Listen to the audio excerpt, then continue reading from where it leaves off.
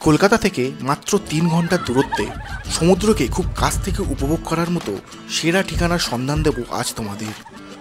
এখানকার সূর্যাস্তের মায়াবী রূপ আর চারবেলা পেট পুড়ে খাওয়া দাওয়া, তার সাথে সন্ধেবেলার বনফায়ার আর চিকেন বারবিকিউ তো আছেই।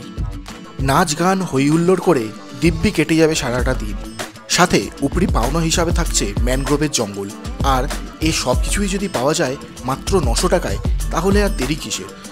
যে কোনো উইকেন্ডে ঝট করে প্ল্যান করে চট করে চলে আসো এই ওয়ান্ডারল্যান্ডে।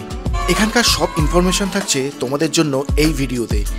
তবে সবার আগে তোমাদের সকলকে জানাই ওয়েলকাম টু আওয়ার চ্যানেল ভ্রমণ প্রেমী বাঙালি।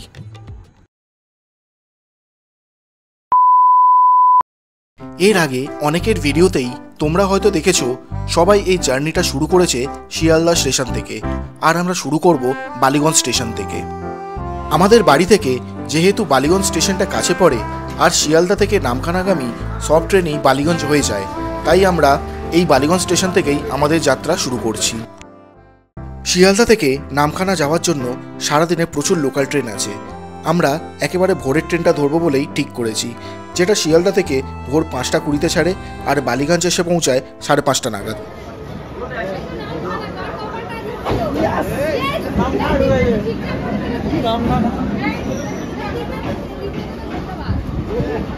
ঘড়ির কাঁটায় ঠিক 5:32 আর আমাদের ট্রেন বালিগঞ্জ ছেড়ে রওনা দিল নামখানার উদ্দেশ্যে।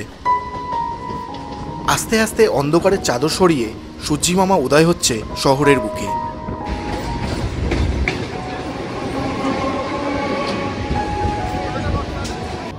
এরপর একে একে গড়িয়া সোনারপুর পার করে আমরা চলে এলাম বারুইপুর স্টেশনে। এই বারুইপুর স্টেশন থেকেই দুটো লাইন ভাগ হয়ে যায়। একটা লাইন চলে যায় ডায়মন্ড হারবারের দিকে, আর একটা জয়নগর লক্ষ্মীকান্তপুর হয়ে নামখানার দিকে চলে যায়। এই যে সোজা লাইনটা চলে যাচ্ছে ডায়মন্ড হারবার, আর আমরা এগিয়ে চললাম বাঁ দিকের লাইন ধরে।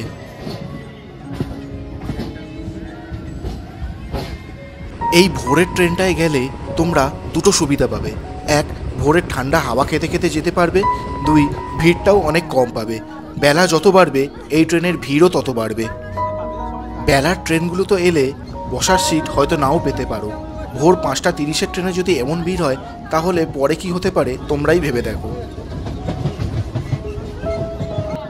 আর কিছু কিছু মানুষ তো এমনও হয় যারা ভিড় ট্রেনেও নাচানাচি শুরু করে দেয়।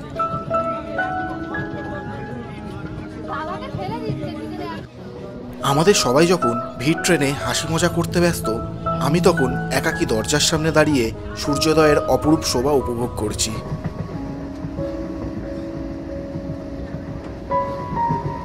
কিছুক্ষণ পরেই চলে এলাম লক্ষ্মীকান্তপুর স্টেশনে। এখানে ট্রেন 15 মিনিটের মতো দাঁড়াবে, তাই অনেকেই এখান থেকে সকালে ব্রেকফাস্ট করে নেয়। আমরা এখান থেকে শুধু চা আর বিস্কুট খেলাম।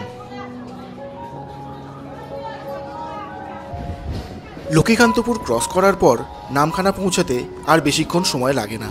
কাকদ্বীপ আর 2-3টে স্টেশন পরেই নামখানা।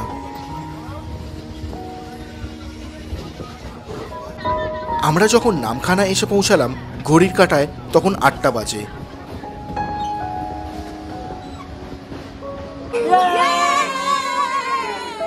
সকলেই একেবারে চার্জড আপ। এই গ্রুপে আমাদের সাথে আরও কিছুজন আছে, তারা বাইকে আসছে। নামখানার 1 নম্বর প্ল্যাটফর্মের পাশে এই যে রাস্তা দিয়ে আমরা এখন বেরোচ্ছি, এখানেই সব টোটো দাঁড়িয়ে থাকে। বকখালি হোক বা মৌসুনি, এখানকার গাড়ি করেই তোমাদের যেতে হবে। এই নামখানা ট্রান্সপোর্ট ইউনিয়ন থেকে টোটো চালকদের জন্য যে নিয়ম ধার্য করা হয়েছে, সেই নিয়মের বাইরে একটাও টোটো চালক কোনো কিছু করতে পারে না। অর্থাৎ কোনো টোটো চালকই তোমাদের থেকে 1 টাকাও কম বা বেশি নিতে পারবে না। প্রচণ্ড খিদে পেয়ে গেছে, আগে ব্রেকফাস্টটা করে নিই এখান থেকে, তারপর রওনা দেব মৌসুনির উদ্দেশ্যে। স্টেশনের বাইরেই অনেক ভালো ভালো খাবারের দোকান আছে। পেটাই পরোটা, ব্রেড অমলেট থেকে শুরু করে মুড়ি ঘুগনি, সব রকমের খাবারই তোমরা এখানে পেয়ে যাবে। খেতে খেতে তোমাদের একটা ছোট্ট ইনফরমেশন দিয়ে রাখি। মৌসুনি আইল্যান্ডের প্রায় সব ক্যাম্পেরই প্যাকেজ শুরু হয় সকালের ব্রেকফাস্ট দিয়ে আর শেষ হয় রাতের ডিনারে। তবে তোমরা চাইলে প্রথম দিনের ব্রেকফাস্টটা স্কিপ করে পরের দিন অর্থাৎ চেক আউটের আগে ব্রেকফাস্ট করে ফিরতে পারো। হুজুদের ঘাট কত করে? কত? 300 টাকা পার গাড়ি 300। হ্যাঁ, দুটো গাড়ি দিয়ে দেবো, আরামসে চলে যাবো। 8 টাকা করে পারে ভাড়া পাবে, 8 টাকা করে পরে। এবার দুটো ভাড়াটা আমাদের কাছে এক্সট্রা চাই। নামখানা থেকে হুজুদের ঘাট পর্যন্ত আমাদের টোটো ভাড়া নিল মাথা পিছু 60 টাকা করে। তোমরা চাইলে টোটো রিজার্ভ করেও যেতে পারো। এখানে বলে রাখি, নামখানা থেকে মৌসুমী যাওয়ার জন্য মোট 4টে ফেরিঘাট আছে, তবে বেশিরভাগ লোকেরা হুজুদির ঘাট বা পাতিবুনিয়া ঘাট থেকেই মৌসুমী যায়। এই সেই নামখানা ব্রিজ, আর নিচে বয়ে চলেছে হাতানিয়া দোয়ানিয়া নদী, যেটা আগে গিয়ে মিলিত হয়েছে বে অফ বেঙ্গলের সাথে।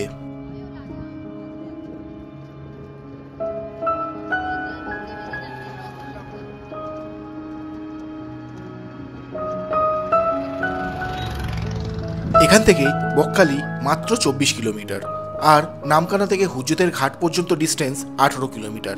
যেতে সময় লাগে 45 মিনিটের মতো। হুজুতির থেকে পাতিবুনিয়া ঘাট হয়ে গেলে বেশি সুবিধা হয়, তবে সাম্প্রতিক সংস্করণের কাজের জন্য রাস্তা বেশ খারাপ, তাই আমাদের হুজুতি ঘাট হয়েই যেতে হচ্ছে। হাইওয়ে ধরে বেশ কিছুটা পথ এগোলে পড়বে 7 মাইল বাজার। সেখান থেকে ডান দিকে আরও 4 কিলোমিটার যাওয়ার পর পৌঁছাতে পারবে হুজ্জুতির ঘাটে।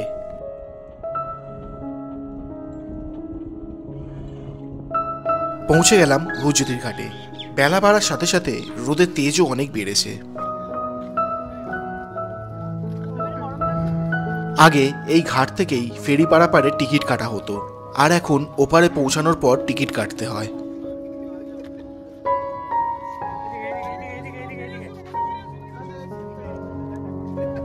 সারাদিনের ফেরি পারাপারের সম্পূর্ণ সময়সূচি এখানে দেওয়া রয়েছে। 45 মিনিট বাদে বাদে মৌসুমী যাওয়ার ফেরি তোমরা পেয়ে যাবে। এই নৌকা করেই আমাদের নদী পার করতে হবে। এই নদী পারাপারের টিকিট ফেয়ার মাথা পিছু 10 টাকা করে, আর বাইক বা স্কুটি পার করলে আরও 35 টাকা করে এক্সট্রা পে করতে হবে। বুঝতে পারবে না।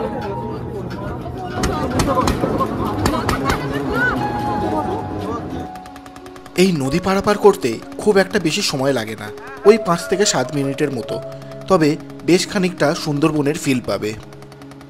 ঠিক সুন্দরবনের ট্রিপে লঞ্চে করে যাওয়ার সময় নদীর দুধারে যেরকম জঙ্গল চোখে পড়ে, এখানেও সেরকম জঙ্গল তোমরা দেখতে পাবে।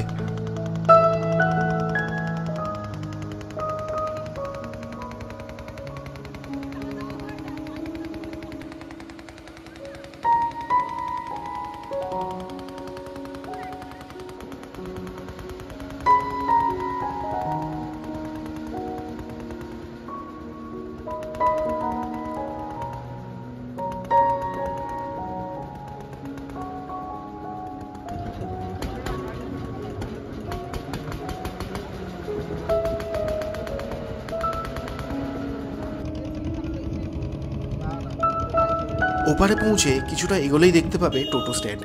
যে ক্যাম্পে তোমাদের বুকিং রয়েছে সেই ক্যাম্প পর্যন্ত তোমাদের পৌঁছে দেবে। ভাড়া পড়বে মাথা পিছু 35 টাকা করে। 35 টাকা পার হেড। 7 মাইল হুজ্জাইতের ঘাট, 25 টাকার ঘাট আপনারা ছেড়ে গেছে, সামনে থেকে গেছে। এখন টোটো করে ক্যাম্প পর্যন্ত যাওয়ার রাস্তাটায় তোমরা প্রপার গ্রামের ফিল পাবে। মাটির ঘর, খড়ের ছাউনি, পুকুর, আহা, এ যেন এক মনের শান্তি। প্রকৃতির শোভা দেখতে দেখতেই পৌঁছে গেলাম আমাদের আজকের destination Srija Sana in camp রিসর্টে। অনেকের কাছেই অনেক নাম শুনেছিলাম এই রিসর্টের, আজ নিজের স্বচক্ষে দেখার পালা। পৌঁছানোর সাথে সাথেই আমাদের জন্য চলে এলো ওয়েলকাম ড্রিঙ্কস। ডাবের জল খেয়ে শরীর অনেকটা রিফ্রেশ হয়ে গেল। পুরো ক্যাম্পটা ঘুরে দেখানোর আগে প্রথমে তোমাদের রুমগুলো দেখাই। এখানে তোমরা কাপল ফ্রেন্ডলি রুম থেকে শুরু করে ফ্যামিলি শেয়ারিং সব ধরনের রুম পেয়ে যাবে। কোন রুমের কত ভাড়া সেটা তোমাদের পরে বলছি, আগে রুমের কন্ডিশনগুলো দেখাই। নর্মাল সাদামাটা এখানে যেরকম হওয়া উচিত সেরকমই আছে। খুব লাক্সারিয়াস রুমের আশা এখানে না করাই ভালো। শুধু এখানে বলে নয়, এখানকার প্রায় সব রিসর্টেই এ ধরনের রুমই তোমরা পাবে, তবে প্রতিটা রুমেই অ্যাটাচ বাথরুম আছে। এই একটা রুম, এখানে ওই মোটামুটি 3 বেডেড, 1 2 3।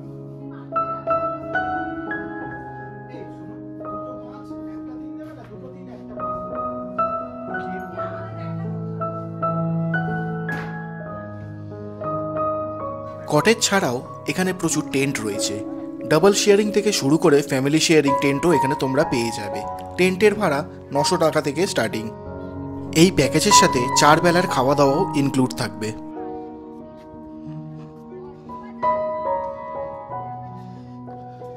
এবার তোমাদের এই ক্যাম্পের সব থেকে সুন্দর জায়গাটাই নিয়ে যাই। এখান থেকে তোমরা পুরো সমুদ্রটাই উপভোগ করতে পারবে। এখন ভাটা চলছে, তাই সমুদ্র অনেকটাই দূরে রয়েছে। বিকেলের দিকে যখন আবার জোয়ার আসবে, সমুদ্র একেবারে কাছে চলে আসবে। এখানে বসেই তোমরা সূর্যাস্তের সময় ঘন্টার পর ঘন্টা কাটিয়ে দিতে পারবে। সূর্যাস্তের সেই মায়াবী মুহূর্তও থাকছে তোমাদের জন্য এই ভিডিওতে, তাই স্কিপ না করে পুরো ভিডিওটা দেখতে থাকো। এবার তোমাদের এই ক্যাম্পের রান্নাঘরটা একবার ঘুরে দেখাই। আমাদের জন্য লাঞ্চের প্রস্তুতি চলছে।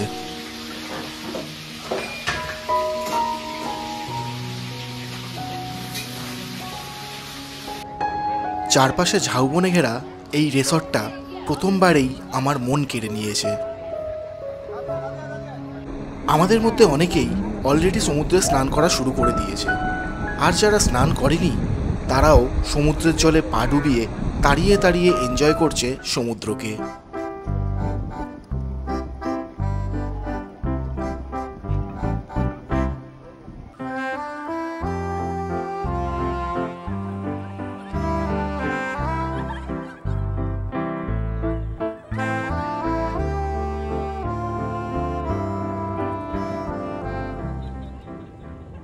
দীঘা বা পুরীর মতো অত ভালো বীজ না হলেও নির্জন এই সমুদ্র সৈকত আমাদের সকলকে আপন করে নিয়েছিল। চলো ক্যাম্পের বাকি ভিডিওগুলো তোমাদের আবার পরে দেখাবো। জমিয়ে আগে লাঞ্চ করা যাক, প্রচণ্ড খিদেও পেয়ে গেছিল। লাঞ্চে ছিল এলাহি খাওয়া দাওয়া, ভাত, ডাল, পোস্ত, আলু ভাজা, পমফ্রেট, আর আমার সবথেকে ফেভারিট চিংড়ির মালাইকারি, আর শেষ পাতে চাটনি, পাঁপড় আর রসগোল্লা। এমন রাজকীয় খাওয়া দাওয়ার পরে দই না খেলে কি ঠিক জমে? এখানকার লোকাল মানুষের বাড়িতে বানানো মিষ্টি দই আর ঘি একবার অবশ্যই ট্রাই করে দেখো, কথা দিচ্ছি নিরাশ হবে না। আমার তো দারুণ লেগেছে। এটা অবশ্য প্যাকেজের মধ্যে ইনক্লুড থাকবে না, তোমাদের নিজেদের টাকা দিয়েই কিনে খেতে হবে। বেলা গড়িয়ে প্রায় বিকেল হতে যায়, সময় যেন আজ একটু বেশি তাড়াতাড়ি কেটে যাচ্ছে। শুনেছি আমাদের ক্যাম্প থেকে কিছুটা দূরেই নাকি অদ্ভুত সুন্দর একটা জায়গা আছে, যাকে এখানকার স্থানীয়রা নাম দিয়েছে মিনি অ্যামাজন। সেখানে আছে ম্যানগ্রোভের জঙ্গল আর নির্জন এক সমুদ্র সৈকত। ব্যাস, নিজেকে আর আটকে রাখতে পারলাম না, বেরিয়ে পড়লাম সেই মিনি অ্যামাজন দেখার জন্য। আহা, কতদিন পর এরকম এক গ্রাম্য পরিবেশের মধ্যে দিয়ে হেঁটে যাচ্ছি। সরু আঁকাবাঁকা মাটির রাস্তা, চারদিকে সবুজ গাছপালা, পথের ধারে পুকুর, মাটির ঘরবাড়ি আর গবাদি পশু। বহু দিন পর একটা প্রপার গ্রামের ফিল পেলাম। পরের বারে মৌসুমী এলে চেষ্টা করব একটা দিন বেশি স্টে করার, আর সেই দিনটা অন্য আর কোথাও না, শুধুমাত্র এখানকার গ্রামগুলোকে এক্সপ্লোর করব। এখানকার হাঁসগুলো দেখো কি অদ্ভুত না? এটা কোন প্রজাতির হাঁস? তোমাদের মধ্যে কারো জানা থাকলে অবশ্যই কমেন্ট করে জানিও। মনে হচ্ছে আগামীকাল মাছ ধরার জন্য এখন থেকে জাল প্রস্তুত করা হচ্ছে।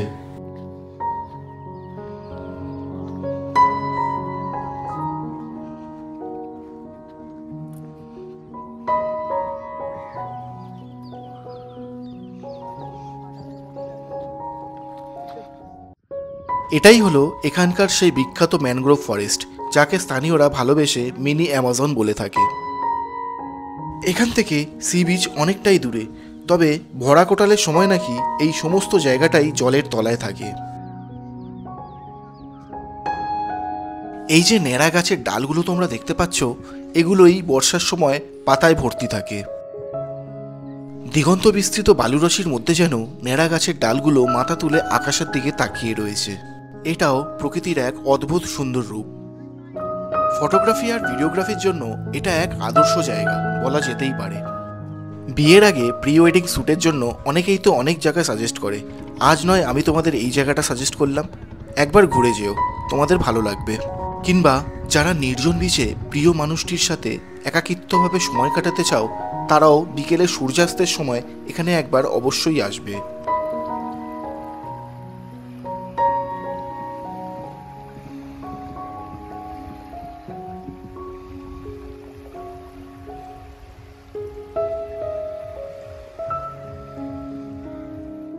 এটাই হলো অরিজিনাল ম্যানগ্রোভের জঙ্গল।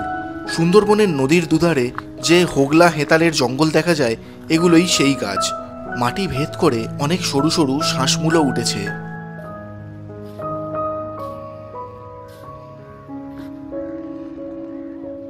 এখন আর কিচ্ছু বলবো না, তোমরা শুধু এখানকার অ্যাম্বিয়েন্সটা ফিল করো।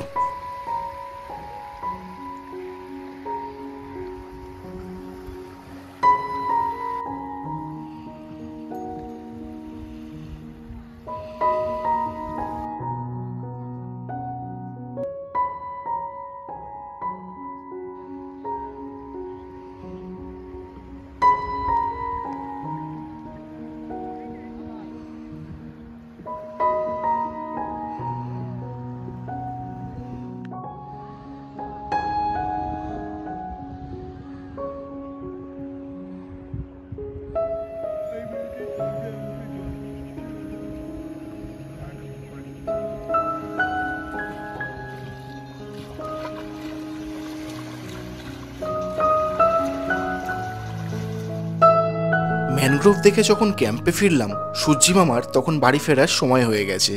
গধূলি আলো ছটায় চারিদিক সোনালি রঙে রাঙিয়ে উঠেছে।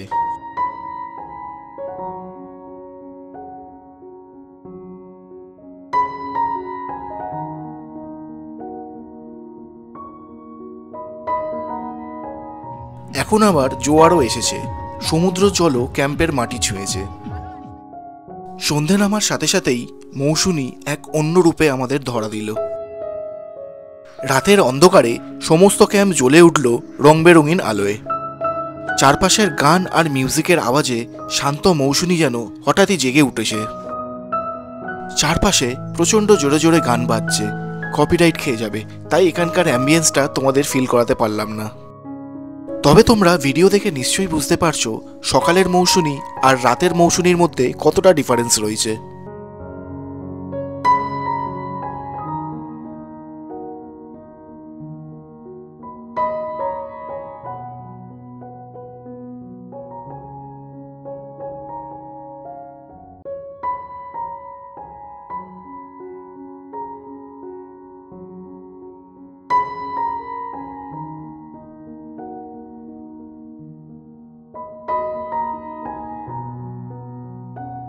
এরপর শুরু হলো বনফায়ার, আর তারপরেই চলে এলো আমাদের সন্ধেবেলার ইভিনিং স্ন্যাক্স। সন্ধেবেলায় টিফিনে ছিল চায়ের সাথে মুড়ি আর ভেজ পকোড়া। সন্ধেবেলায় বনফায়ারের সাথে সাথে চিকেন বারবিকিউয়েরও অপশন রয়েছে, তোমরা চাইলে এখান থেকে চিকেন বারবিকিউও করতে পারো। এখানে 1 কেজি চিকেন বারবিকিউয়ের দাম নেয় 450 টাকা।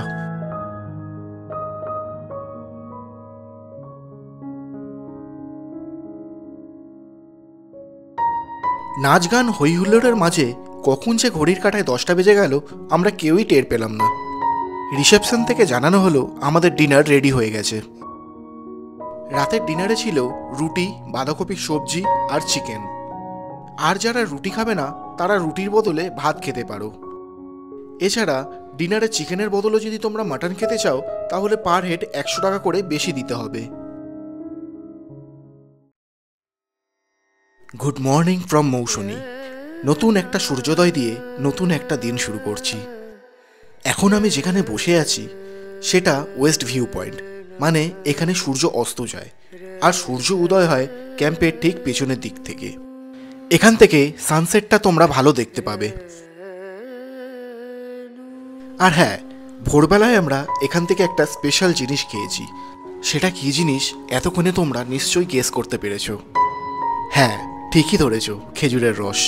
ওটার ভিডিও করতে পারিনি ঠিকই, কিন্তু ওর যা স্বাদ, আহা, বহুদিন আমাদের মনে থাকবে।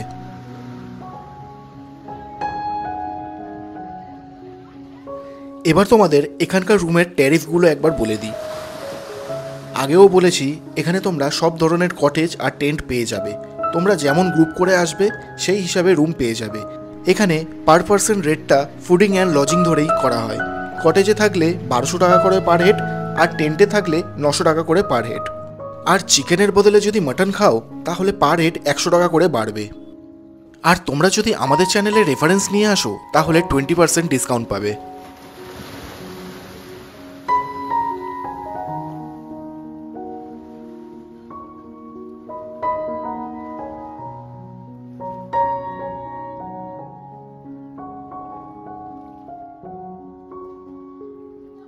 আজ আর কেউ সমুদ্রে স্নান করেনি। হোটেলে স্নান করেই সবাই রেডি হয়ে গেছি। চেক আউটের সময় হয়ে গেছে, আর ওদিকে আমাদের ব্রেকফাস্টও রেডি। ব্রেকফাস্টে আছে গরম গরম লুচি, ঘুগনি আর ডিম সেদ্ধ। যেমনটা তোমাদের বলেছিলাম, আমরা প্রথম দিনের ব্রেকফাস্টটা স্কিপ করেছিলাম। তার পরিবর্তে আজ আমরা ব্রেকফাস্ট করে চেক আউট করব। চলো, সৃজাসানাকে এবার বিদায় জানানোর সময় এসে গেছে। 11টা 20-তে একটা লোকাল আছে, সেটা ধরতে না পারলে আবার সেই 1:25-এ ট্রেন। ফেরার সময়ও আমরা হুজুতির ঘাট হয়েই ফিরেছিলাম। এবার বলি, তোমরা এই ক্যাম্পে কেন আসবে? আরও তো অনেক ক্যাম্প আছে। হ্যাঁ, ক্যাম্প হয়তো অনেক আছে, কিন্তু যে হসপিটালিটি আর এখানকার স্টাফদের ব্যবহার তোমরা পাবে সেটা হয়তো অন্য কোথাও আর পাবে না। না, আমি কোনো পেইড প্রমোশন করছি না।